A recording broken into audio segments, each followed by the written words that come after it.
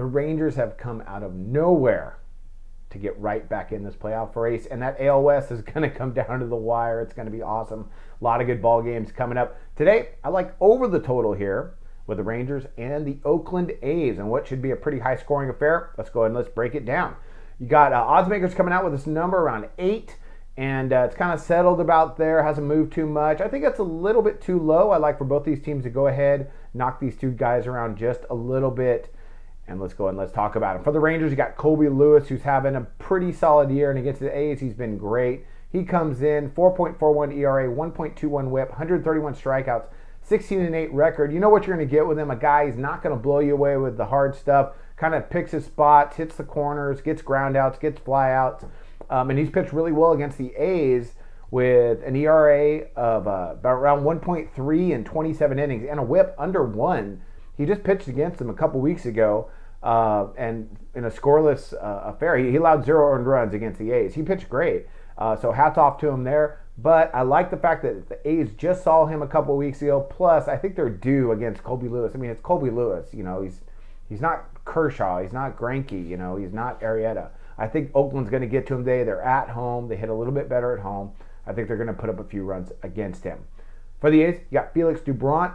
And the big lefty, he's been kind of touch and go so far this year. He comes in 4.95 ERA, 1.48 whip, 47 strikeouts, and a 3-2 record so far. You know, he hasn't started a lot of games. Against the Rangers, he's only pitched against them once, got lit up in 4 innings, allowed 7 runs for a 2.08 ERA.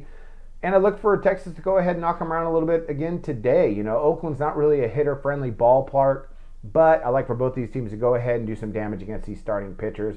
Oakland being due and Texas to continue their roll. All right, let's talk about those offenses. The Rangers, they come in. They're ranked 6th in the major leagues in runs scored per game at 4.48. 12th in OPS.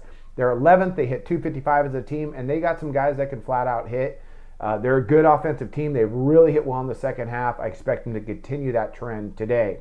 Oakland, really a weird team. For one of the worst records in baseball, they only have a -11 run differential, which is really not that bad. They're actually pretty decent, and offensively, they're not bad.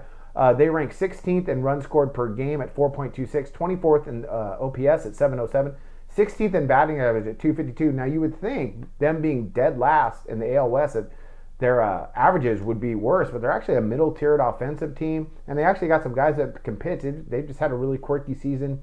I think they're really overdue to go ahead and get some hits against Lewis here, put some runs up. They're going to come in loose, try and disrupt the Rangers' playoff run. This is a fun time of year for teams like the A's. They get to kind of get in the mix and mess other teams up. So I look for the offense to go ahead, get to Lewis today, and put up some runs. So I'd look for that on both ends.